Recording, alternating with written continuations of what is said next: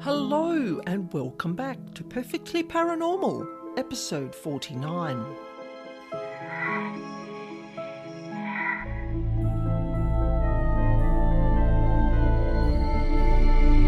My name's Annaschmidt, and I'm here every week to share with you true paranormal encounters and information about devils, demons and dark energy beings that no one else talks about. And today we're speaking with Brianna Dean, a fellow podcaster and paranormal experiencer. Now she's here today to share with you 3 of her experiences about the ghostly lady on the road, the spooky bike rider, and the haunted honeymoon hotel. So sit back and get comfortable as we delve into all things unknown and spooky. Hi Brianna, it's great to have you here with us today. Thank you so much for having me. I'm really excited to hear your paranormal stories. Thank you. I have 3 and I'm going to let you pick your favorite because I'm really not sure which one's my favorite. They all have their kind of unique circumstances around them. Well, I'll tell you this in the order that they happened. I think that's the best way to do it. That would be great.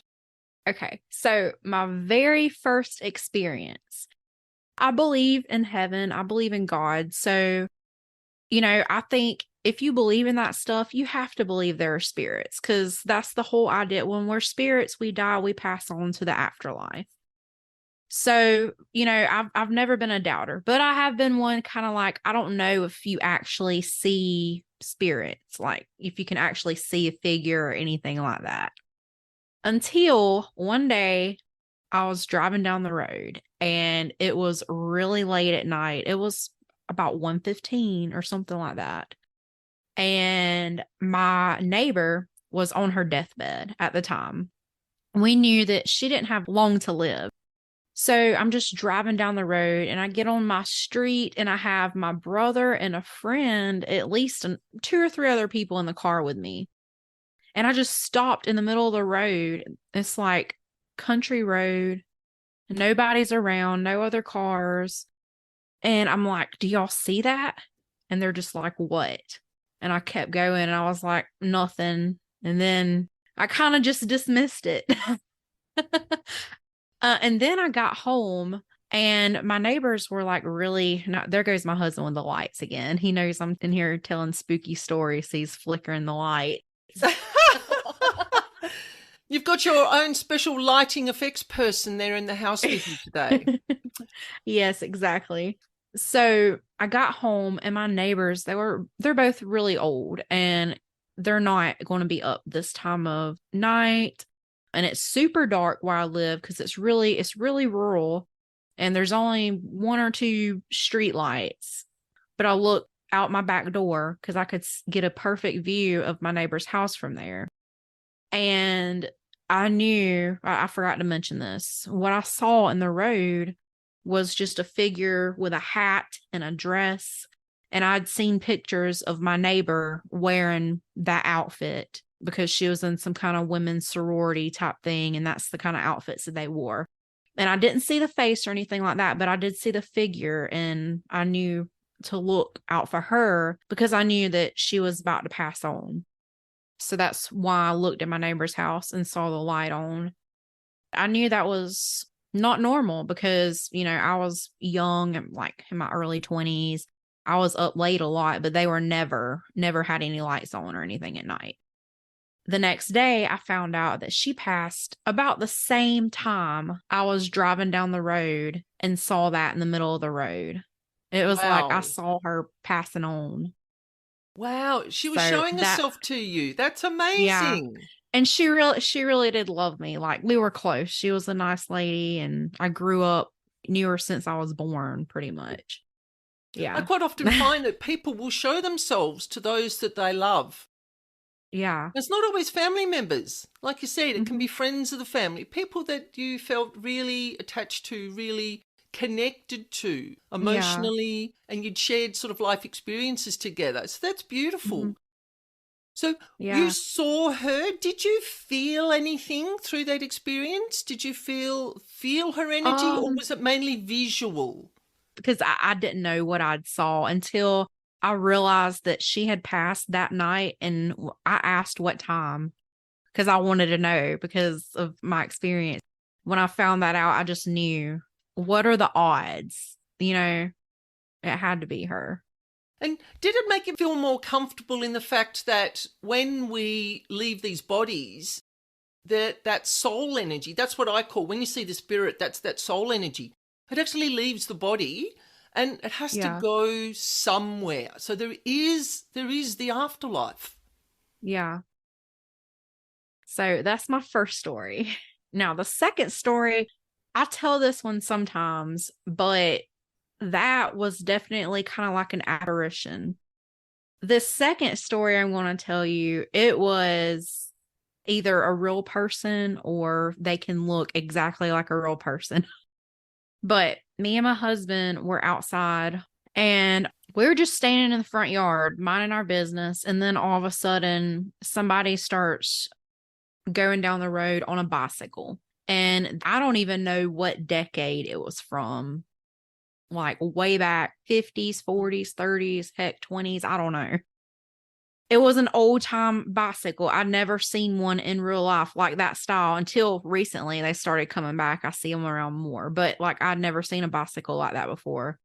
And then the person had like, I don't know what kind of dresses they are. The big fluffy dress. It was a costume or it was somebody from back in the day with those big fluffy frilly dresses. But you know how they stick out with the frill and stuff. Yeah, yeah. One of those big hats, her hair like in perfect curls, Wow. like makeup, like it looked like freaking out of she was beautiful. She looked real as day, but she looked like she stepped out of a completely different decade or century. Like she was not of this time. And I just watched her go right by my house and I just watched her as she went. Couldn't take my eyes off of her because I couldn't believe it. I'd never seen anybody that looked like that before. Then I looked at my, well, now husband, and I said, did you see that? And he's just looking down, mine is on business. Shh, like don't look at people. And I'm like, I'm not. I've just never seen anybody. Like I've seen all kinds of different people, but not somebody that looked like they stepped out of a different time. Yeah, yeah. No, I think you're on the ball there because I've spoken to lots of people who have seen spirits. And sometimes they say that they are very sort of faint and wispy and transparent. And other Mm, people have said that they just look like real people. And I don't have an yeah. answer as to Yeah. why they can show themselves in different ways. It's really quite fascinating. Or So do I want to get back to your husband.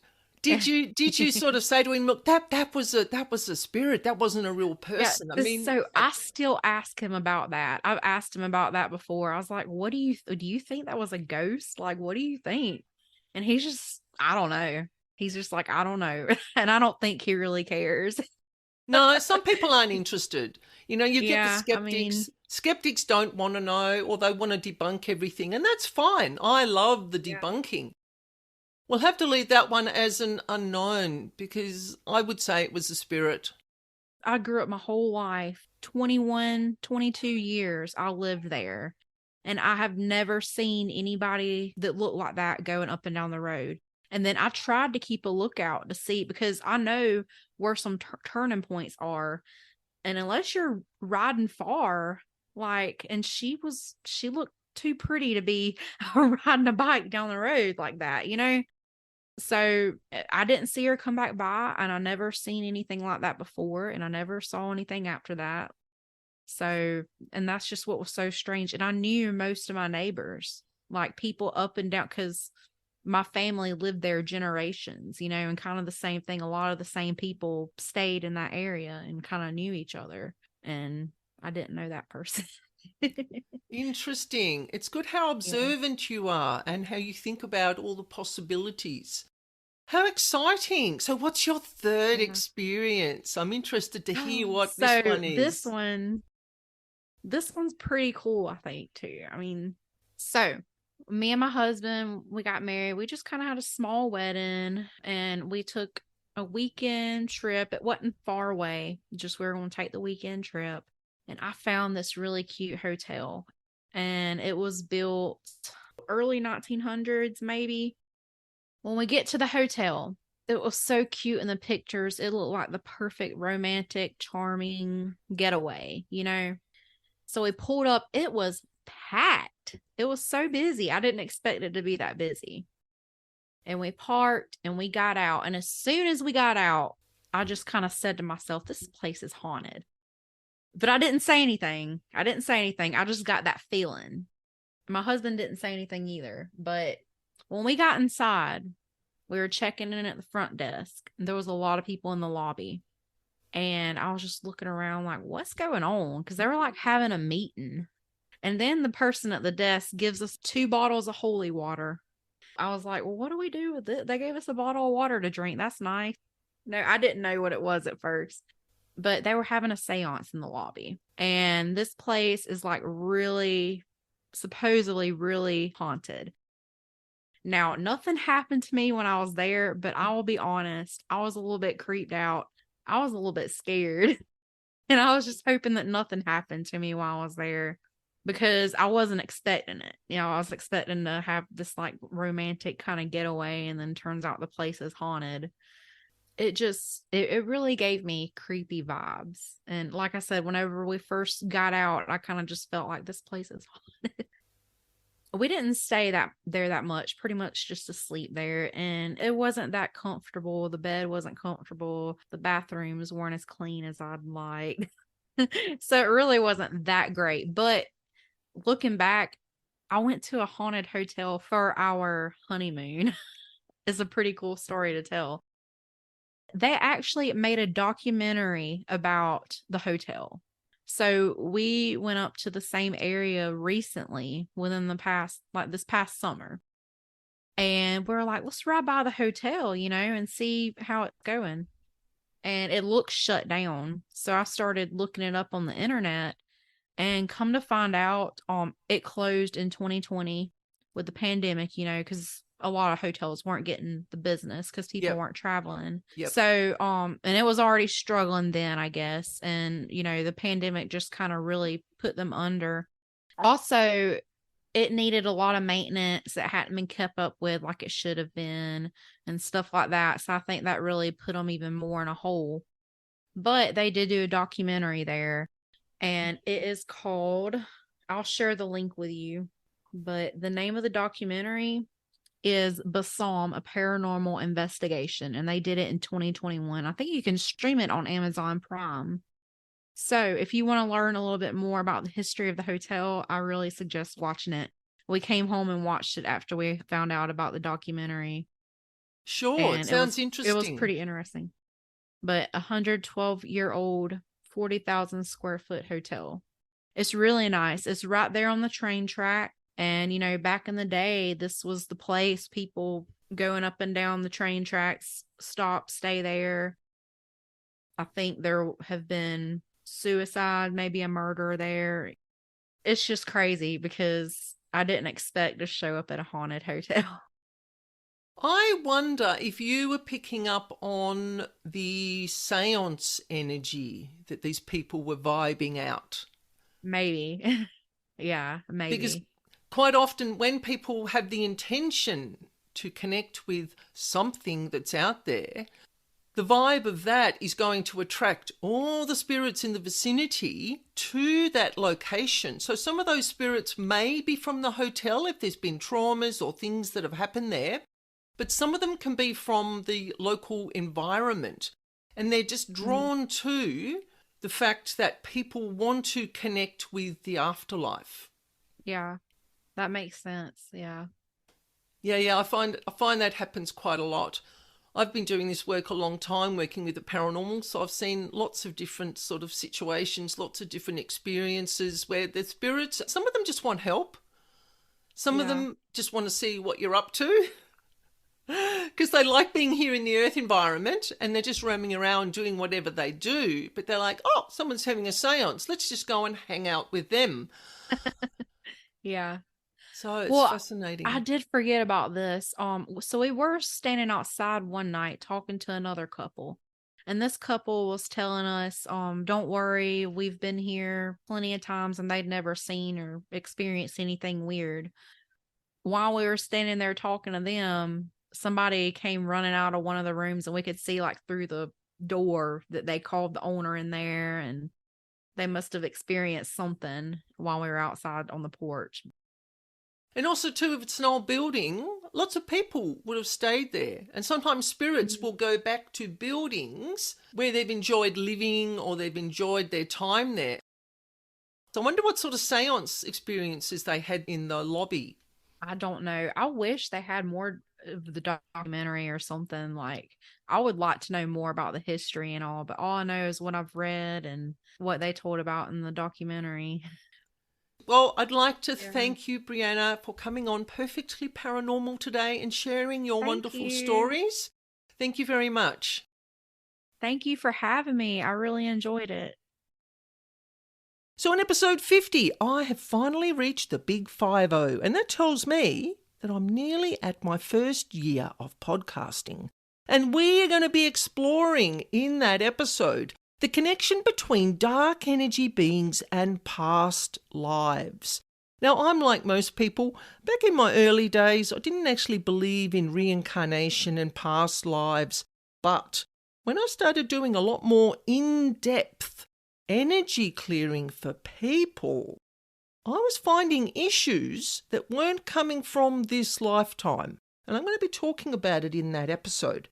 So we're going to be looking at, do these dark energy beings come through with us from previous lifetimes? And how does their presence affect us in this lifetime?